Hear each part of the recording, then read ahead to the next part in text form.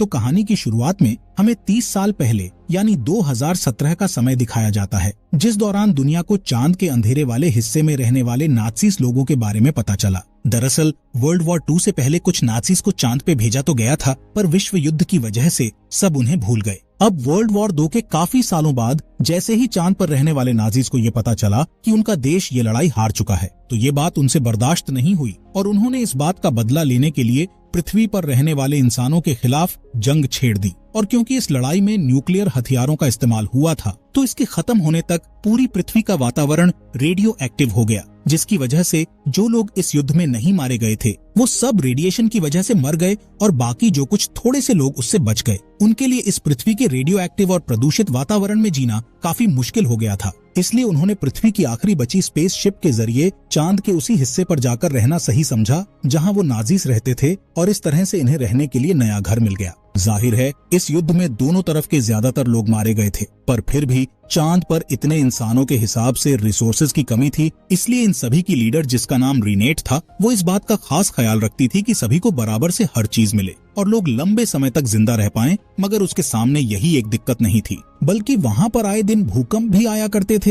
हालांकि रीनेट बूढ़ी होती जा रही थी, जिस कारण ये सारी जिम्मेदारी उसकी बेटी ओबी के कंधों पर आ जाती है। इसी बीच हम एक ग्रुप को यहाँ पर देखते हैं। ये असल में वही नाज़ीस लोग थे जो युद्ध के पहले तक चांद पर रहते थे। ये ग्रुप तकनीक का दीवाना था और ये सभी स्टीव जॉब्स की पूजा करते हैं। साथ ही इन लोगों का मानना था कि जो भी इंसान मोबाइल की डिफॉल्ट सेटिंग को बदलता है वो अपने आप में ही बहुत बड़ा अपराधी है। बाकी इस ग्रुप का लीडर डोनाल्ड नाम का एक आदमी होता है। वो नियम तोड़ने वाले लोगों के फोन को एक ऐप के जरिए ब्लास्ट कर दिया करता था। यही वजह है कि रीनेट और ओबी दोनों ही डोनाल्ड को पसंद नहीं करती हैं, लेकिन शांति बनाए रखने के लिए इन्हें इस ग्रुप के साथ रहना पड़ता था। इसी दौरान रीनेट और उसके एक आदमी को पता चलता है कि पृथ्वी से एक स्पेसशिप लगातार उनकी तरफ बढ़ रहा है। अब रेनाटे और ओबी ये देखकर हैरान थे कि पृथ्वी पर इंसान अब भी जिंदा हैं और उन्होंने आखिर ये स्पेसशिप कैसे बना ली। फिलहाल रीनेट को कुछ सही नहीं लगता और वो इस शिप को खत्म करने के लिए बोल देती है, लेकिन ओबी ऐसा नहीं चाहती थी, इसीलिए वो उन्हें हमला करने से रोकती है। और जब शिप चांद पर लैंड करती है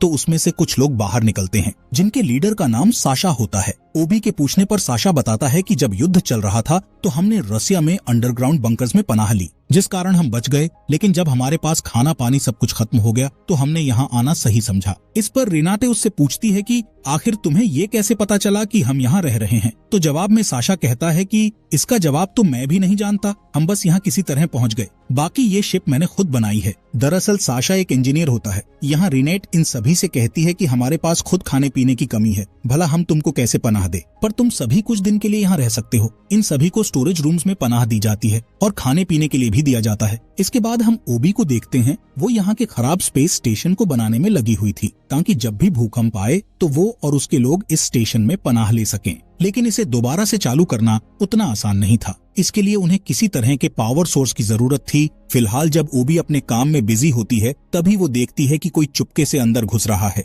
इसलिए वो उस आदमी का चुपके से पीछा करने लगती है। लेकिन अचानक से कोई ओबी पर पीछे से हमला करता है और वो बेहोश हो जाती है। जिसके बाद जब उसे होश आता है तो वो खुद को नाजी कमांडर फ्यूरर के ऑफिस में पाती है, जहाँ पर युद्ध के बाद से कोई भी नहीं आता जाता था। ओबी उस अनजान आदमी से पूछती है कि तुम कौन हो, तो वो कोई और नहीं बल्कि फ्यूरर होता है। वो ओबी को बताता है कि मैं उस शिप में छिप कर आया हूँ। ये बात सुनते ही ओबी को उस पर विश्वास नहीं होता है, क्योंकि इतने सालों बाद भी उसकी उम्र में जरा सा भी फर्क नहीं आया था। लेकिन इन सब चीजों को नजरअंदाज करके ओबी फ्यूरर के बारे में अपनी माँ रीनेट को बताने का फैसला करती है। इस पर फ्यूरर उसे रोककर कहता है कि अगर तुम मेरी मदद करो तो इसके बदले में तुम्हें एक ऐसी चीज दे सकता हूँ जिससे तुम्हारी माँ की बढ़ती हुई उम्र रुक जाएगी और उनकी सारी बीमारियां भी छू मंत्र हो जाएगी। ओबी को उसकी बातों पर विश्वास नहीं होता तो फ्यूरर उसे अपनी एक उंगली काट कर दिखाता है, जो अगले ही पल फिर से नहीं उगाती है, मानो कि ये उंगली नहीं छिपकली की पूंछ हो। फिलहाल अभी के लिए ये चीज ओबी को हैरान कर देती है और वो फ्यूरर की दी हुई एक चॉकलेट ले जाकर रीनेट को खिला देती है, जिससे रीनेट दोबारा से जवान हो जाती है और उसे अपनी सारी बीमारियों से राहत भी मिल चुकी होती है। ये सब बाहर छिपकर डोनाल्ड भी देखकर हैरान था कि आखिर ये कैसी टेक्नोलॉजी है। इसके बाद ओबी दोबारा से फ्यूरर के पास वापस जाती है, जहां वो फ्यूरर से सवाल करती है कि आखिर तुम क्या चाहते हो, जिसके जवाब में फ्यूरर उसे बताना शुरू करता है कि मैं असल में पृथ्वी के बाहर की प्रजाति यानी एलियन रेस से हूँ, जिन्हें व्रिल्स कहा जाता है। कई साल पहले जब पृथ्वी पर डायनासोर रहते थे उस वक्त व्रिल्स लोग वहाँ आए, जिसमें फ्यूरर, उसका भाई हिटलर और बाकी लोग भी शामिल थे। व्रिल्स को पृथ्वी का वातावरण उस वक्त काफी अच्छा लगा लगा और सभी ने यहीं रहने का फैसला किया। वो सभी डायनासोर के साथ रहने लगे और फिर एक दिन अचानक से आसमान से जलते हुए उल्का पिंडों की बारिश के कारण डायनासोर्स पूरी तरह से खत्म हो गए। पर फिर भी व्रिल्स ने हार नहीं मानी और उन्होंने फिर से कोशिश की। जिसके बाद एक दिन फ्यूरर ने अपना बनाया फॉर्मूला अपने 2 पालतू बंदरों पर आजमाया, जिनका नाम एडम और ईव था। दरअसल व्रिल्स एक तरह के लिक्विड का इस्तेमाल करते हैं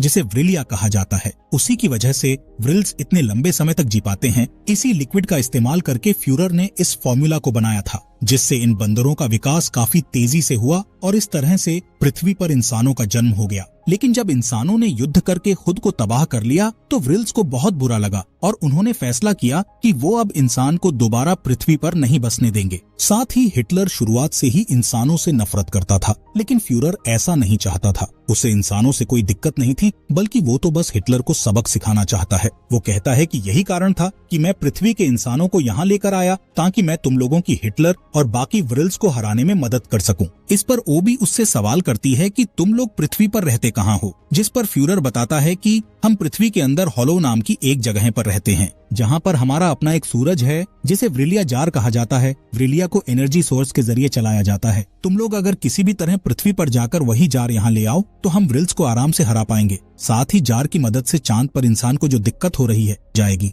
उसकी एनर्जी से तुम्हारे स्पेस स्टेशन को भी चलाया जा सकता है। साथ ही चांद पर आने वाले भूकंप भी खत्म हो जाएंगे और तुम सब यहाँ खेती भी कर पाओगे। मतलब कि तुम्हें फिर कभी रिसोर्सेज की कमी नहीं होगी और इससे मैं इंसानों को बचाने के अपने मिशन में कामयाब हो जाऊंगा। ये सारी बात जानने के तुरंत बाद ही ओबी यहाँ से पृथ्वी पर जाने का फैसला करती है। इसके लिए वो साशा को साथ लेती है क्योंकि वहाँ पहुँचने के लिए उसे उसी के शिप की जरूरत थी। साथ ही वो कमांडर मैल्कम और डोनाल्ड के साथ उसके लोगों को भी शामिल करती है क्योंकि वो भी उसके साथ जाना चाहते थे। यहाँ फ्यूरर ओबी को अपनी कटी हुई उंगली देते हुए कहता है कि तुम्हें इसकी जरूरत पड़ेगी और इसके साथ वो ओबी को वहाँ पहुँचने का एक मैप भी देता है। जिसके बाद ओबी अपने सभी साथियों के साथ पृथ्वी पर पहुँच जाती है, जहाँ लैंड करते वक्त उन्हें थोड़ी दिक्कत का सामना करना पड़ता है, मगर ये सभी वहाँ सही सलामत लैंड कर जाते हैं। अब पृथ्वी की गहराई की हरियाली देखकर सभी सोचने लगते हैं कि उन्हें दोबारा से अपने घर पृथ्वी पर बस जाना चाहिए, लेकिन ओबी उनसे बोलती है कि हमें व्रिल्स की ताकत का अंदाजा नहीं है, इसलिए हम ऐसा कुछ भी नहीं करेंगे।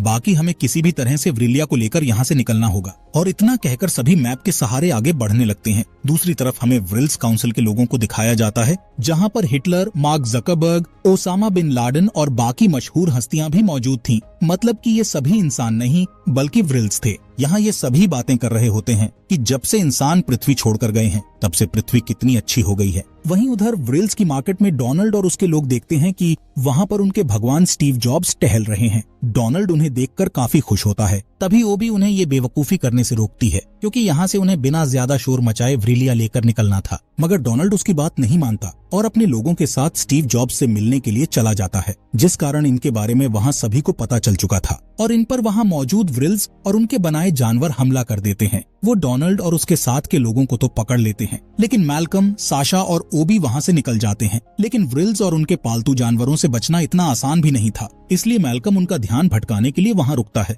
बाकी के 2 लोग वहाँ से भाग निकलते हैं क्योंकि व्रिलिया को हासिल करना इनके लिए ज्यादा जरूरी था। इसके बाद मैल्कम सहित डोनाल्ड और उसके आदमियों को हिटलर के सामने पेश किया जाता है, जहाँ मौत को अपने सामने देखकर डोनाल्ड अपने भगवान को भूल चुका था। वो बस किसी भी तरह यहाँ से बाहर निकलना चाहता था। वहीं दूसरी ओर ओबी और साशा छिपते छिपाते उस मंदिर के पास पहुँच जाते हैं जहाँ व्रिलिया को रखा गया था और वो इनके सूरज को रोशनी दे रहा था। इस मंदिर के अंदर घुसने के लिए ओबी और साशा व्रिल्स गार्ड्स के भेष में उस मंदिर के अंदर जाते हैं, जहाँ इन्हें कोई नहीं पहचान पाता और मुख्य मंदिर के दरवाजे को ओबी फ्यूरर की उस उंगली से खोल लेती है जो कि फ्यूरर ने उसे दी थी। इसके खुलते ही जब इनकी नजर खूबसूरत व्रिलिया पर पड़ती है तो उसे वो देखते ही रह जाते हैं। तो इधर डोनाल्ड हिटलर से विनती करता है कि तुम हमें अपने यहाँ रेफ्यूजीज की तरह ही शरण दे दो, पर हमें जान से मत मारो। डोनाल्ड की इस बात को सुनकर मैल्कम हंसते हुए कहता है कि हिटलर कभी भी अपने वादों को नहीं निभाता। ये बात तो इसके इतिहास की वजह से सभी जानते हैं। उसकी बात सुनकर डोनाल्ड और उसके लोग हिटलर पर हमला करने की कोशिश करते हैं, लेकिन हिटलर के लोग उन्हें जिंदा ही खा जाते हैं क्योंकि वो इंसान नहीं